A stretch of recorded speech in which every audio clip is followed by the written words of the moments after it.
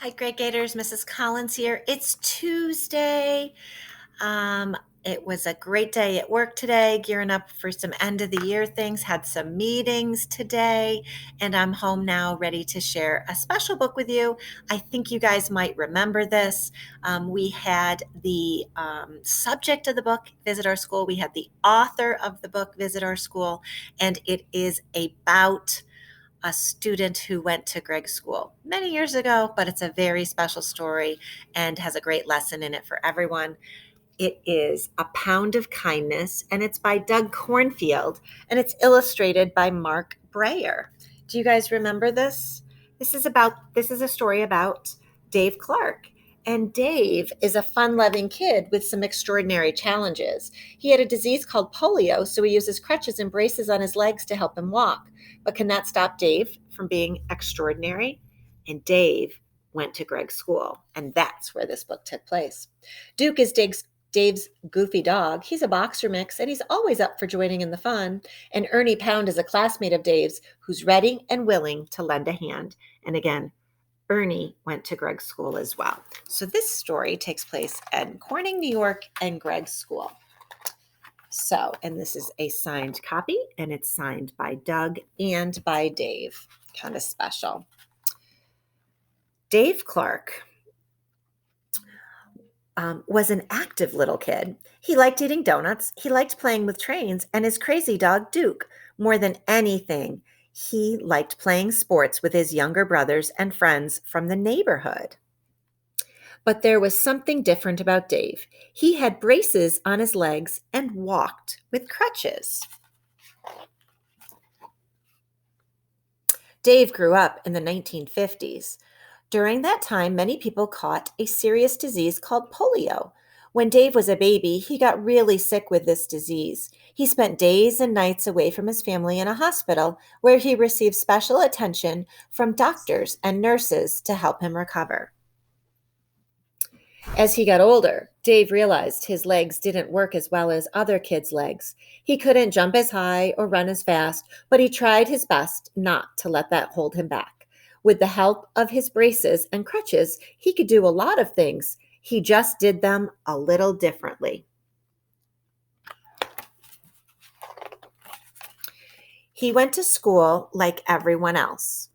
He was in the first grade and he liked his teacher, Mrs. Lewis. He liked the crafts they did. He especially loved going outside to play at recess.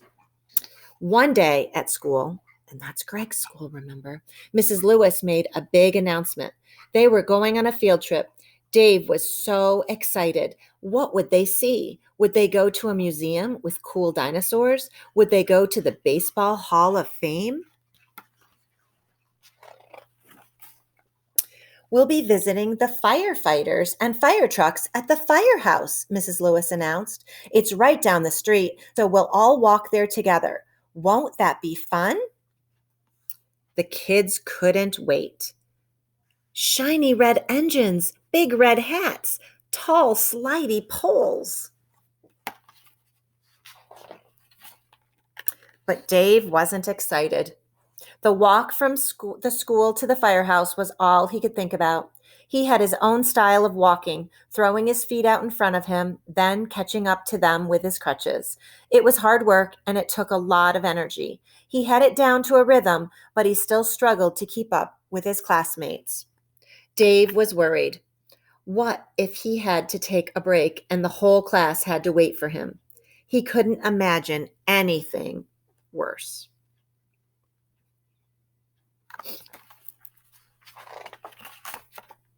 The next week, all Dave did was worry. When his classmates talked about the firehouse, he worried. When Mrs. Lewis showed pictures of the firehouse, he worried.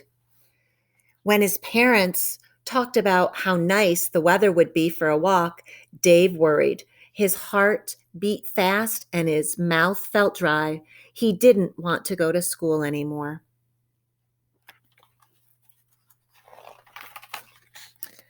The night before the field trip, Dave told his parents he couldn't go to school the next day. Why not? His mom asked. Because I don't like firehouses, Dave said. How do you know if you've never been to one? His dad asked. You'll enjoy it, Dave. Now eat your dinner, please. After dinner, Dave went to his room to get ready for bed. He couldn't stop worrying about the next day. Dookie boy, he said to his dog, why aren't you bigger? If you were bigger, I could ride you to the firehouse. We'd be the first ones to get there. Duke nudged Dave's legs playfully. It gave Dave an idea. That's it, Duke, said Dave, taking off his braces and waving them in Duke's face. Chew on these, then I won't be able to walk at all. But all Duke did was roll over so Dave could pet his belly with his crutch. Dave sighed, if only my braces were covered in bacon.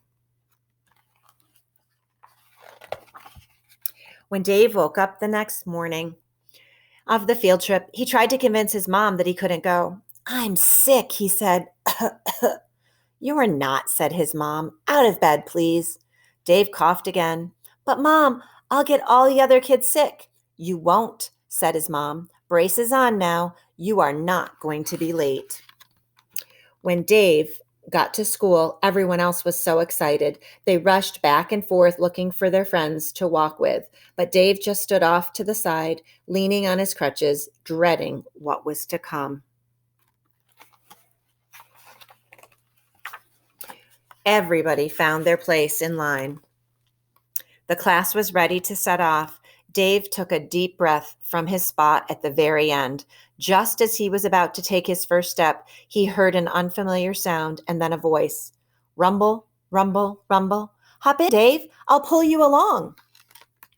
Dave couldn't believe it. His classmate, Ernie Pound, was pulling a bright red radio flyer wagon behind him.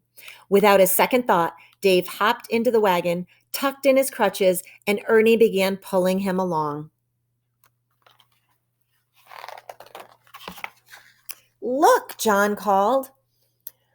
There goes Dave and Ernie. Wow, cried Peggy. I want to pull the wagon too. Me too, DJ shouted. Can we all pull Dave along? That sounds like a great idea, said Mrs. Lewis.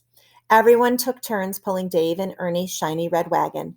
Dave knew why it was called a radio flyer because he felt like he was really flying.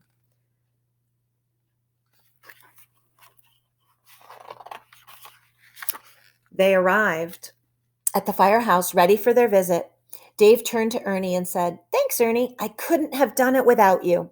Side by side, Dave and Ernie walked through the firehouse. They met the firefighters and saw the fire trucks, too. They even got to ring the bell and watch the firefighters slide down the pole. I want to do that one day, said Dave. Me too, said Ernie. All too soon, it was time to leave the station. As the class filed out, Dave and Ernie looked for their shiny red wagon. The firefighters had parked it next to the shiny red fire trucks. It fit right in. The fire chief held out his hand. Put her there. Dave shook it proudly. That's quite a handshake you have there, young man. Looks like Fire Chief Ernie's ready to pull you along. See you next time. Everyone took turns pulling Dave back to school. Some pulled him fast, some pulled him slow. No matter what, Dave still felt like he was flying.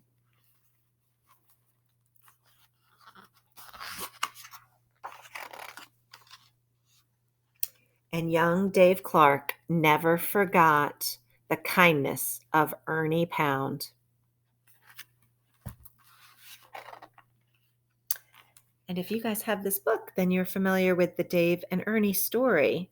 And Dave is also involved with About Disability, Dream, and Do. So this picture here, right there, of Dave and Ernie was actually taken in the Gregg School Gymnasium several years ago. And they both visited us. It was awesome. And Doug Cornfield, he's from Corning. He's been to our school several times. His kids went to Gregg School as well. He's the author of the story and helps promote it. And it's a very special story. So thank you for joining me today for A Pound of Kindness. And I hope that you remember the kindness that Ernie showed Dave and think about even little acts of kindness can make a big difference in people's lives, even at Gregg School. Boys and girls, I hope you're keeping up with your work. It's about, It's Tuesday, so you have a few more days to get your work done for the week, and then another week of school, and then we are going to be done for the school year. Can you believe it? I miss you. I hope you're well. I hope you're following the Greg School Pledge. I hope you're being helpful at home and showing kindness. Bye, Gators. I miss you. See you later.